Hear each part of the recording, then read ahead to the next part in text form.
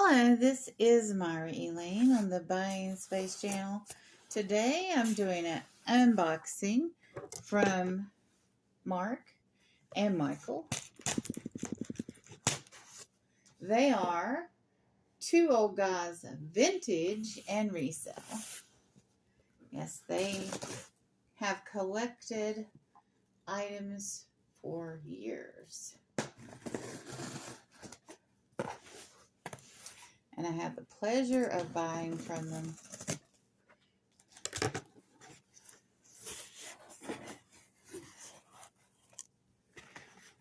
And first thing I see is a rubber ducky.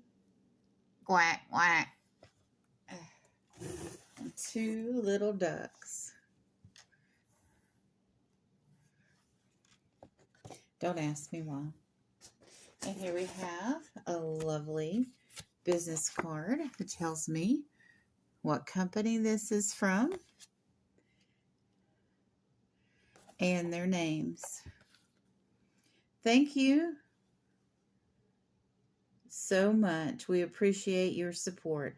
Two old guys, vintage and resale, Mark and Michael. Very lovely. Myra, thank you. Two old guys, vintage. Their handwriting is like mine. Okay, let me see. I can't turn this sideways to show you. There's some recycled paper. Oh, and look what we have here.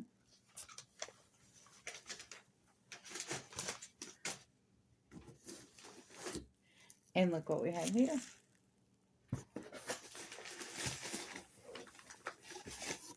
Okay, let me make sure there's nothing in this paper that I first pulled out. Okay, no, it's...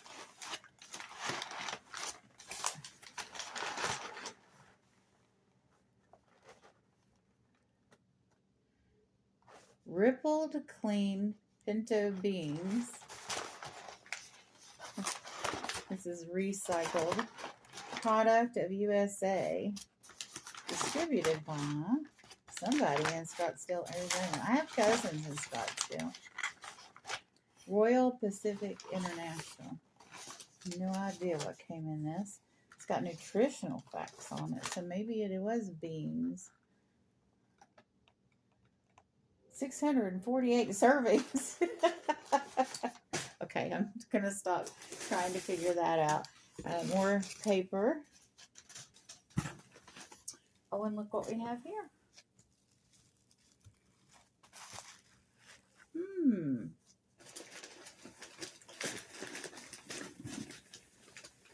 More paper. More bubble wrap. More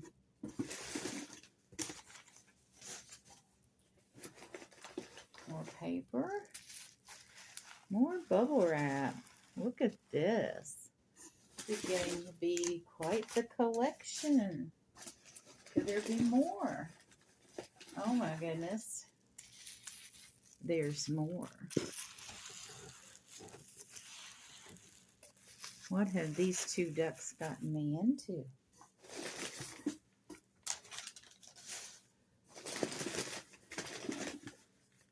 More paper, more paper, more paper. Oh, more bubble wrap. More bubble wrap. Okay, there's not room for the box anymore. Okay.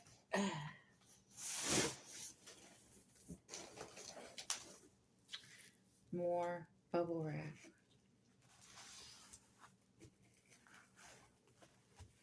One, two, three, 4, 5, 6, 7, 8, 9, 10.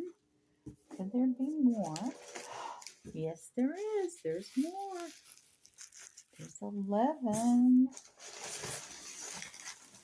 And more paper. And then more nutritional facts.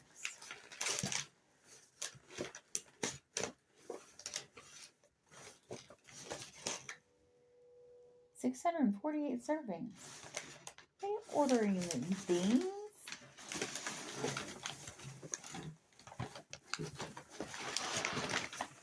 I gotta know now. Royal Pacific Triple Clean Pinto Beans. Okay. Okay, they're ordering huge bags of pinto beans. Who would have thought? Anyway, let me see what's in this bubble wrap.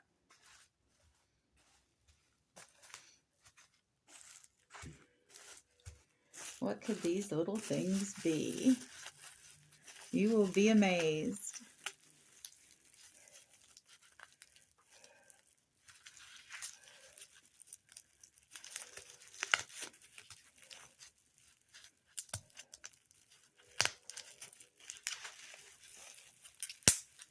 Whoops, sorry. Didn't mean to get all ASMR-ish on you, but it happens.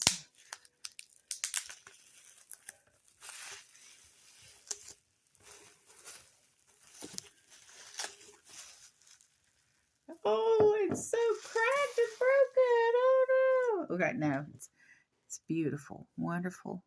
Crackle glass. I had a piece of very teal crackle glass somebody wanted to buy once. And I refused to mail it because when you get it, anybody could say that it was broken. So someone that didn't know glass would be like, oh, that's all cracked and broken. But it's supposed to be cracked. It's not broken when it's cracked because it's crackle glass.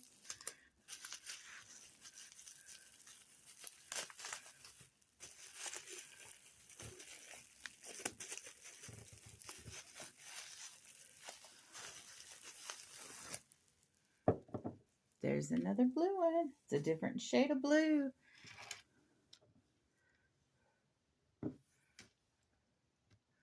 Gorgeous. Just gorgeous. Let's open this one. Now, believe it or not, I already had a couple of these.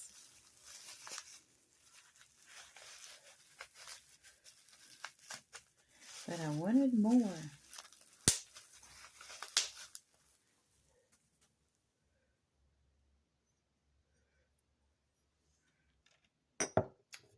Amber crackle glass. How gorgeous.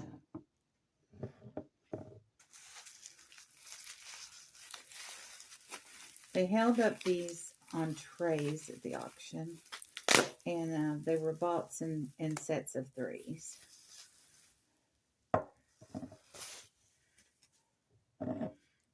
Amber piece.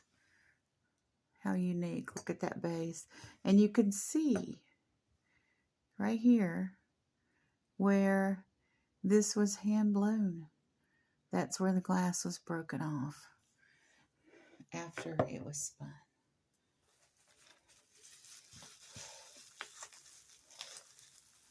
I think it's called a pawn, where the glass rod, or the rod that's attached to the glass, it's a metal rod, is broken off. I actually saw glass blowing when I was a child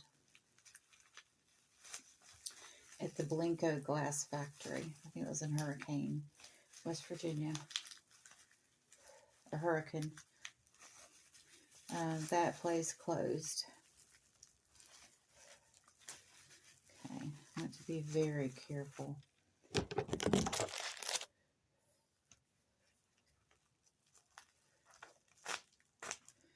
And I'll have to rewrap them as carefully as Mark and or Michael wrapped them.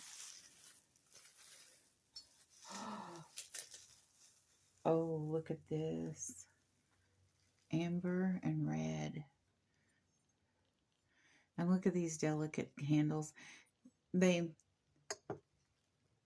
create a separate piece of clear glass And while this is still hot, attach it and then bring it out. It looks like taffy the way they stretch the glass. They reattach it to the base. And it's just, you know, I don't know how many hundreds of times they would have to do that to get it right, to learn to do that. I mean, watching it for a while, you get the idea. If I can find a video that shows them actually blowing these size vases and putting these handles on it, I will do so. But I grew up in West Virginia, and Fenton was in Williamstown, West Virginia. And we have Blenko. There's another glass factory. There would have been a glass factory in Morgantown, West Virginia. I don't know the name of it, but I lived in Morgantown for a summer, and I found the old factory, and there were big chunks of glass, colored glass, just everywhere. And the property was open, and I walked through and gathered chunks of glass, and I put them in a fish bowl. And I had those chunks of glass for quite some time. I don't remember who ended up with them, but it would have been something. Just look, with crackle, it sparkles inside. Beautiful, beautiful red.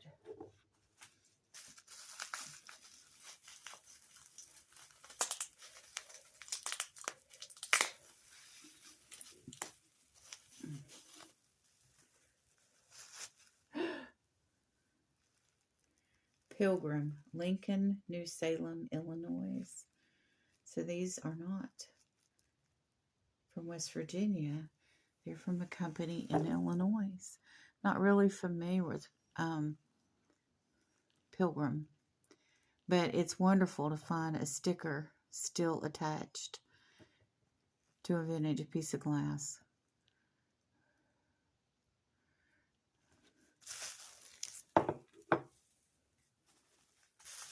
That'll give me a hint where to look for the video, but it might not exist. A lot of these glass companies closed before cell phones were a thing. Another piece of blue. I didn't think I got this much blue in my lots. I'm so happy. And I got at least 2 pieces of amber. And I got 2 members in my family that collect or like amber glass. So I know what I'm going to do.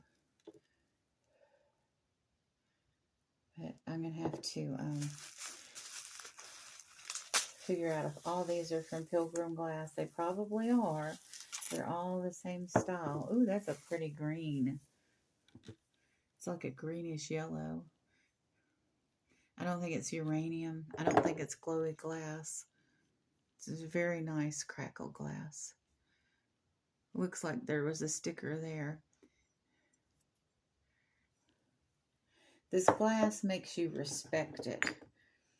Especially crackle glass. Because you're like, you don't want it to break.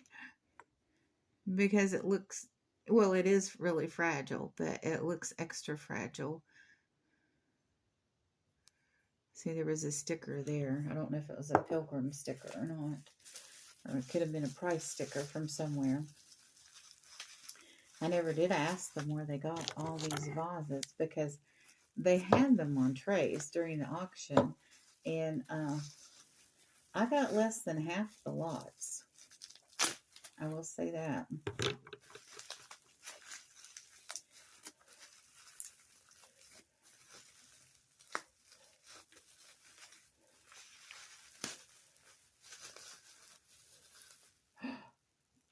Oh, this is neat. This is gold style amber. And look, it's got a bell bottom.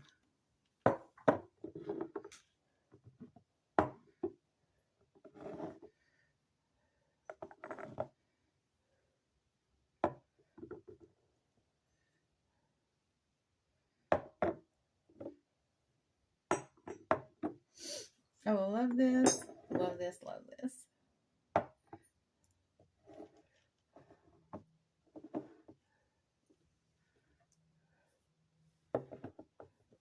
But look at the shape of the spout on that. And then it's a bell. Oh, that's so lovely. I just, I just love it. Thank you so much. I love glass. I've love crackle glass. It reminds me of home. Another glass company that we had in West Virginia near where I lived was Kanawaha Glass. And I believe it was in Dunbar. And it was bought out by another glass company out of state, and they ruined it. It didn't last very long after that. But they made Kanawaha glass was known for its crackle glass pieces. But these are from Pilgrim in Illinois. So, what a wonderful deal. And I got these for little or nothing compared to what they normally go for. I have a family member that has a case of glass pieces. And one of these will go quite nicely in her display case. I'll have a problem deciding which ones. I will, of course, hold on to the blue for myself as long as possible. But the rest of these will go to friends and family during the holidays. And I hope they appreciate it. I have 11. I got to do some math. But got to figure out maybe which one of these blue pieces I like the best. Because I might be only, with the numbers that I have, I might only be able to hang on to one of them. This is more cobalt than the rest of them. I like cobalt. I don't know. These are pretty similar. I like the indentations on the top of that. They're all so pretty. Oh my goodness. They're all so pretty. I can't believe how fortunate I am to have access to, all of these online sellers that bring so much wonderful stuff. And when I remember seeing that glass factory, and that was a long time ago, and it just seemed like a utopian ruin where, there used to be all this creativity, and there was just, the building was half gone, and they had the big industrial windows like at Rosie the Riveter Museum with the big industrial building that was half gone. And it just seemed so dystopian and such a waste that, they're in Morgantown. I don't know if that place is still there. Hopefully they've cleaned it up, because I could imagine, I was in college when I did that. I could imagine younger children going in there and getting cut up because there was no fencing or anything that kept people out. It's just a shame we don't have this type of artistry like in America like we used to. We just let foreign competition beat out our creativity. There's things more important than the most or the largest profit line. Sometimes you could own a company and make money and pay employees but not worry about the stockholders who are just investors getting all of the profit they could possibly get. But you could still run a company and not make huge profits. Whatever happened to allowing the companies that just get by and pay their payroll You know, I mean, this is what we're losing. We're losing craftsmen and skilled labor, and we're losing bricklayers that are artists in architecture.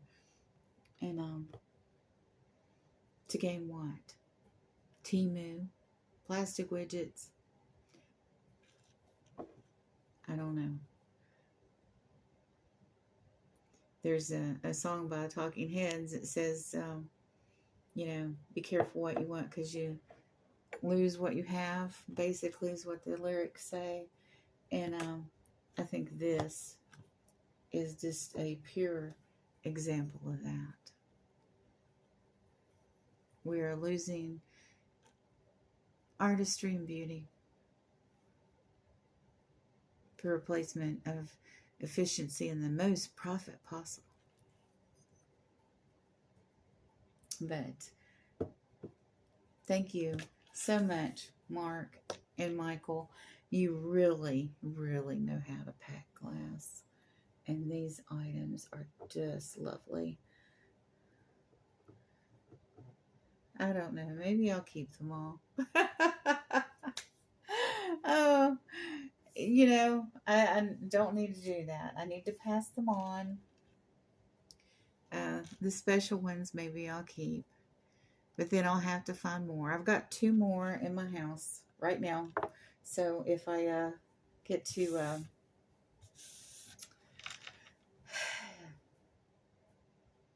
find those, then I'll have 13.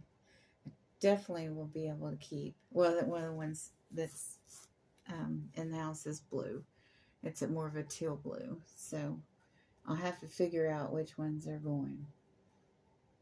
But maybe I can keep most of the blue. So this is definitely gorgeous. Definitely gorgeous. But, I might want to keep this because it's still labeled.